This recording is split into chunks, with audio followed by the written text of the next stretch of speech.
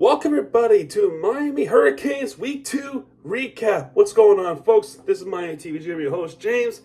And tonight, on this time of recording, of course, this video will be uploaded tomorrow, on the game day of the Miami Dolphins. Woo!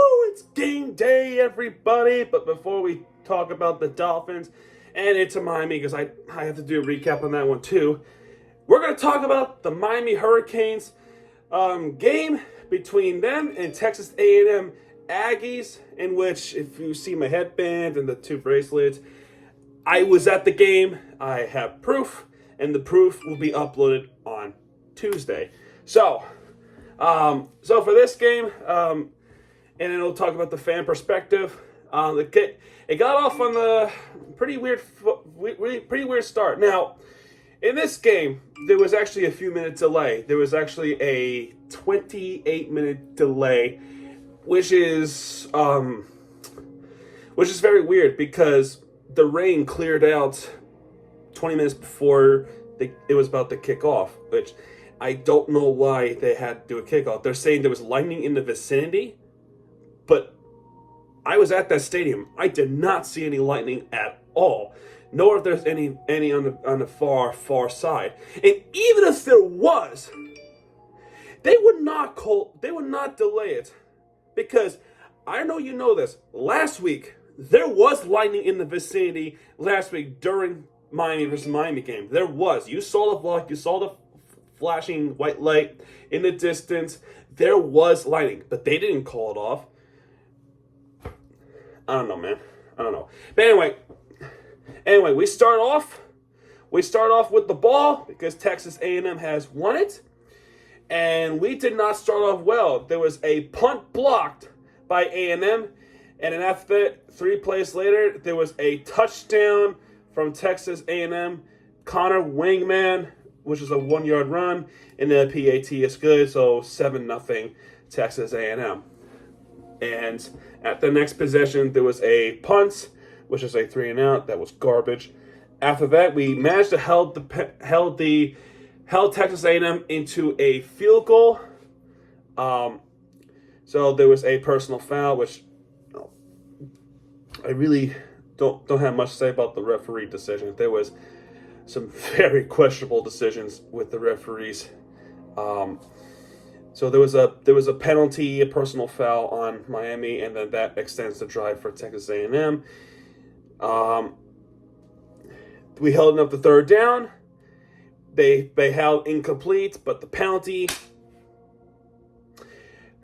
on the Hurricanes, which I believe was a hold. It was a hold. So that extends the A&M drive.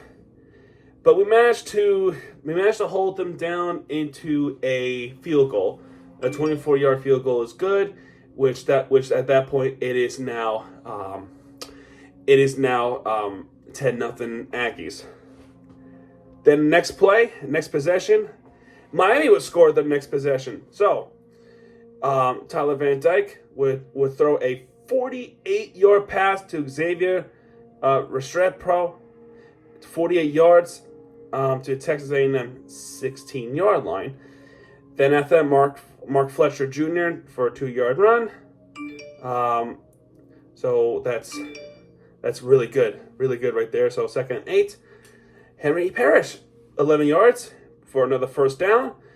Then after that, Tyler Van Dyke throws it to Colby Young for a 3-yard pass for a touchdown. Andres Borregales to make it a 7-10 lead. Then after that, A&M had the football right then and there. That's where the end of the first quarter happens. Before the end of the first quarter, pass was complete to Jake Johnson for 10 yards, and that moves down to Miami 47. Then after that, incomplete, 1-yard run, 3rd and 11. Yada yada yada, and then finally, as we stop Texas A&M, they have to punt it. However, special teams issue continue for the punt return team as, oh my God, that was Jacoby George fumbles the football from the 9-yard line, and Texas A&M recovers. Same shit, different year, same team, 2 years in a row. Do you remember last year, 2 years ago? Last year, same team, twice in a row in Texas A&M? Guess what happened after that? A touchdown. And that's exactly what happened here. A 9-yard run for a touchdown for Texas A&M, and PAT is good, 17-7, Texas A&M. But Miami has something to say about it. Miami has something to say about it pretty good, because after that possession, 2nd and 7 at the Miami 48-yard line, Tyler Van Dyke, 52-yard pass for a touchdown to Isaiah Horton. 52 yards over the Texas A&M's defense, all the way for a touchdown, and just like we're back down by 3. So finally, we had a 3 and outs for Miami. Then we got down the field just enough. Now for Tyler Van Dyke, 23-yard pass, complete to Restrepo. And then there was a hold back. It sucked. Then when we had to throw deep to Jacoby George, there was a defensive pass interference. Finally, right? So great stuff. So we're going down the field. Then Tyler Van Dyke was sacked. That sucked. Then Van Dyke threw for 8 yards, so we're 3 and 6. Then he was sacked again. Van Dyke then he fumbled it, recovered by the offensive line, no return there. So that sucked. What even more sucked was the field goal after that. 54-yarder goal wide right. That sucked. But don't worry, Texas A&M evens out the missed field goal, because after our possession, they marched down the field.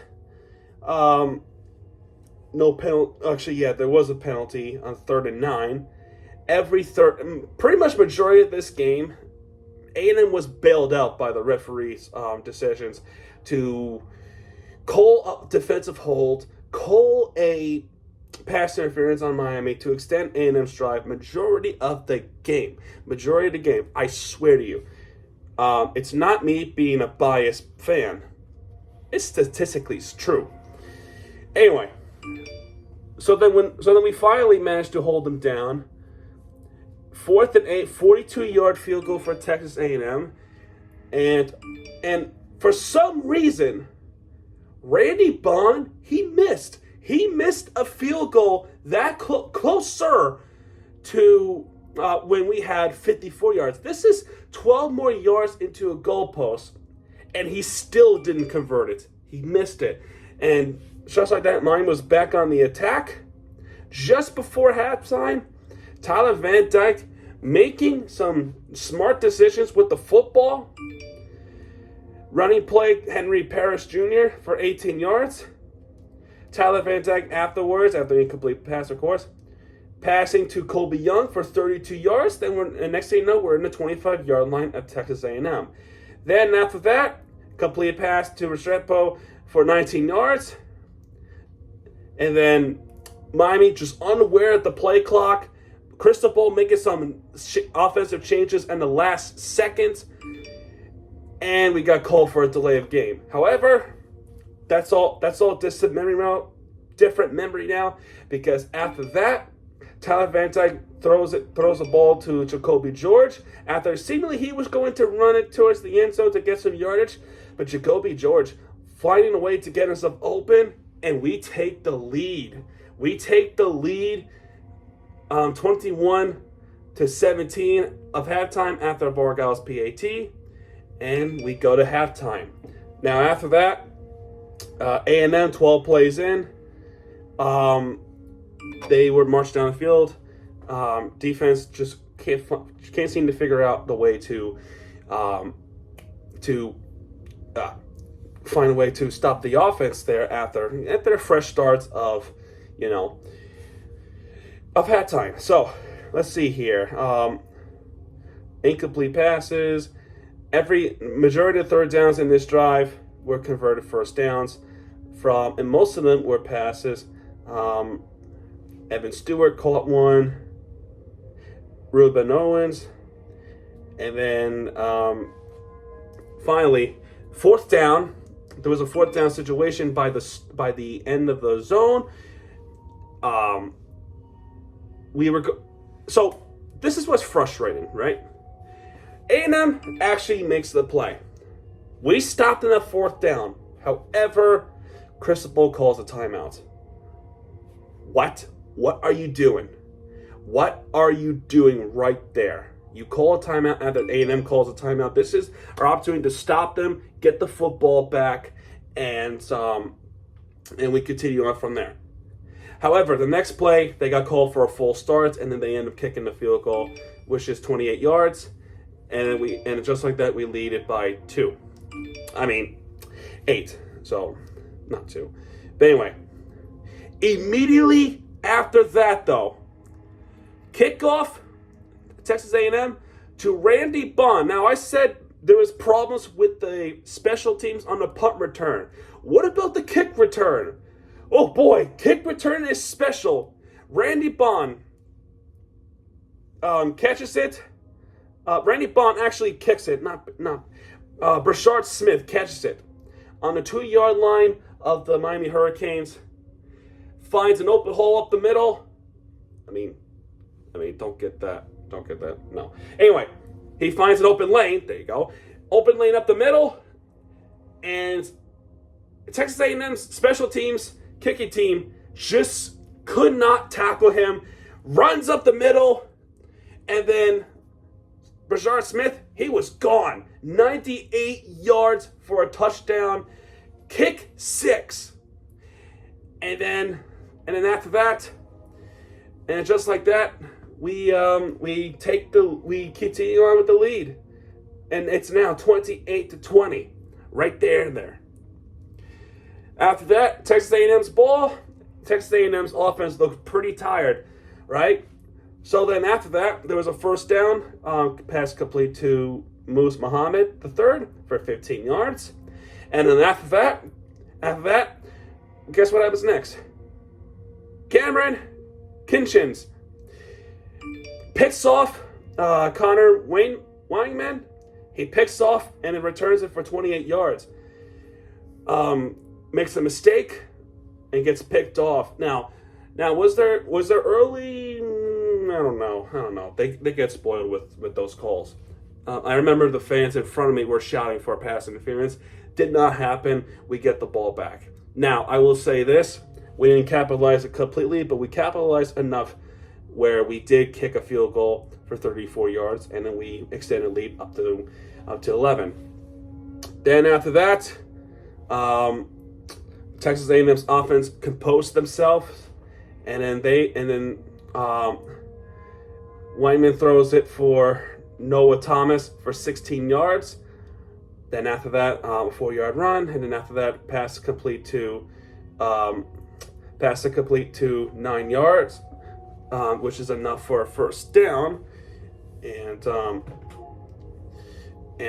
excuse me, there we go. And after that, Max Wright, 18 yards. And then after that, guess what? 9 more yards for Noah Thomas. And then the third down and 1. What do? We tried to pass rush, and somehow A&M still gets a touchdown from right there. So that was Ernest Crownover for 19 yards. Granted, nice play there. They go for 2, and then there was a mishap of the snap, a blooper there, and it throws it to left. Receiver could not get it in bounds. Incomplete. So So then after that, Miami takes over. They punt it. And then Texas A&M takes over. And they complete it. They complete it because pass interference. The Hurricanes for 15 yards. That's I don't understand how you call that one. Anyway, 3 yards, 3-yard run. Pass complete to Jake Johnson for 6 yards. Amari Daniels run for run for a loss of 12, and then forced fumble by Jaden Davis. So A&M fumbles the ball, recovered by Miami, Cameron Kitchens. And that right there is the end of the third quarter. Then we start out the fourth quarter really, really good. So anyway, we go into third down situation there, 3rd and 6. What does Tyler Van Dyke do? He passes to Restrepo for 24 yards to get to A&M 3-yard line. Incomplete to Restrepo, and then Tyler Van Dyke finds Jacoby George. Touchdown, Miami Hurricanes. PAT is good. We now lead by 12, 38-26 at this point. Then after that, we held them up to a punt, 3 and out. Our turn. We marched down the field once again. 20 yards for Ken McCormick for 20 yards. Then there was a pass interference from A&M, so we extended our drive.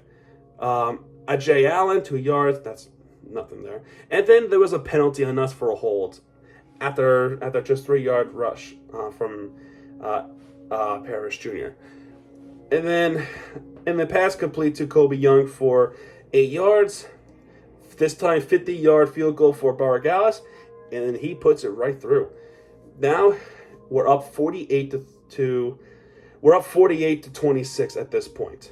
48-26. Then after that, we were close to stopping A&M, but they still managed to figure out the way to score. So there was a false start there, and then completes exposing the secondary. For 44 yards is Evan Stewart. And after that, Evan Stewart for 12 more yards. So that's 66 yards already there. Then after that, pass interference, 14 yards. You can, in the video, you're probably going to see, if I edit throughout the whole, I'm not sure if I can edit the entire thing, that the video will just be too long, but I might put that pass interference in, and you can see just how frustrated, impatient I get with the officiating with the pass interferences. It's just unbelievable how they constantly call it on a third down situation in Texas A&M, but that's all distant memory now.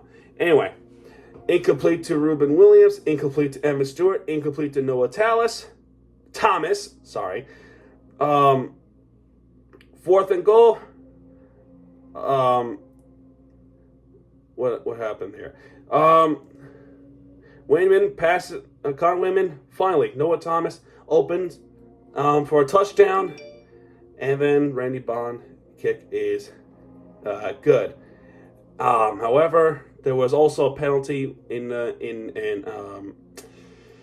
after the play. There was roughing the passer from Miami that I thought they were going to call it a hold, but no, they called it roughing the passer on the defense. Then after that, Miami had something to say about it. Henry Parrish Jr. to 13 yards. So in this game, we're thinking, wind down the clock, just milk the clock. Henry Parrish runs for 13 yards. Henry Parrish lost 3 yards. Reciprocal 6 yards pass. The next play, Jacoby George, 64 yards. Just a short pass to right, and he finds himself wide open. Blockers were there. Defense nowhere close to him. Cannot stop him, and he just runs in for a touchdown. That is your bowl game right there. PAT is good, 48-33. Just an amazing play. It's just awesome. It's just awesome. Now, we got to talk about this drive right here. That's a 14 play, 65 yards. It took a minute and 53. Um, so A&M had the ball. Texas A&M, what do you call it? Eventually, they converted first down, which I believe that was a fourth down play.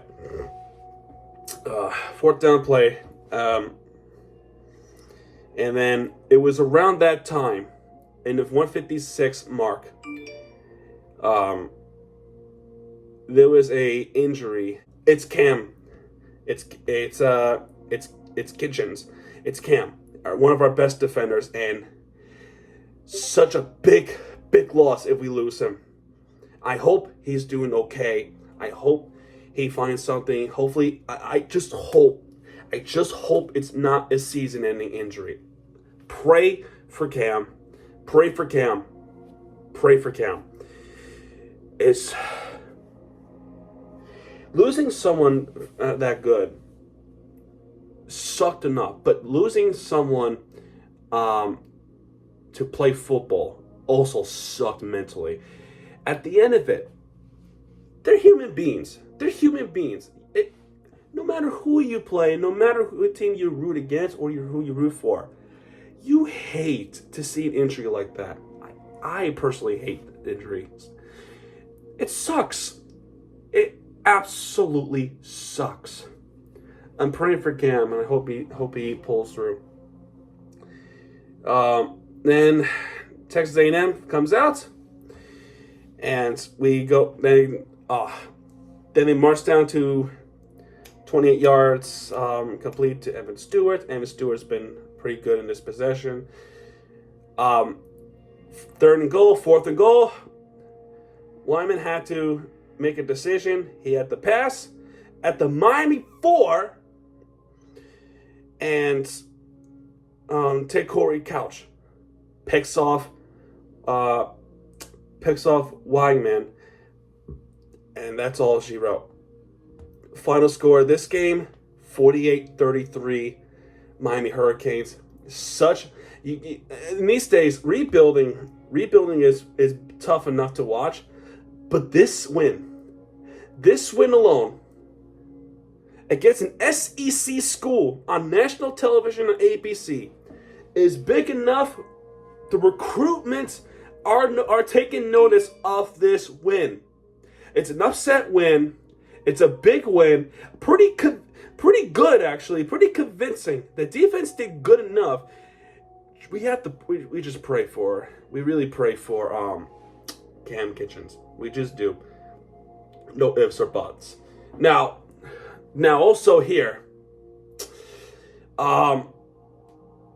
Not only recruitment's taking notice, but a big win like that, now we go to top 25. We just have to go to top 25. A win like that brings people in. A win like that takes notice from the entire college football sports as a whole. Such a win like that, it's just bonkers. It's amazing. If we could beat A&M, we could probably beat someone like Duke. Which, by the way, Duke upsetted Clemson last week. And speaking of Clemson, we could probably beat Clemson if we play like this. FSU, hopefully, and North Carolina. Those are the big matchups now. We're not playing Duke this year, but I'm just saying. In my prediction, I said we edge out Texas A&M. I got the call right from saying they're going to win against this team. I was being too optimistic. I did not think they would have a big game like this. I just didn't. I thought it was going to be a very close game, which it was. For the most part, it was. But Miami's offense was just a tad better, and the Miami's defense came in clutch. And now we wait for word on Cam Kitchens. Praying for him. But yeah, there you go. That's your recap for this game. This is going to be uploaded on Dolphin Game Day, which is going to be at 1 o'clock. And at that point, we've already celebrated the Hurricanes win. We'll be sitting there like this. Anyway, Anyway, next up I'll be talking about Inter Miami recap, and that's gonna be posted tomorrow night as well. And such a great day. Now, I did tell you I was at the game, and I am keeping my word on it. I'm uploading the vlog on Tuesday. Remember the date. Tuesday, come back on the channel at 7 p.m. All right, 7 p.m. And that's it. That's it for this video. I hope you enjoyed this video. If you did, please hit that like button and subscribe more content, because Miami TVG has it back. And when he does, he'll be right there with the entertainment you deserve. This is Miami TVG. Go Canes, and I'll see you guys next time. Good night, everybody.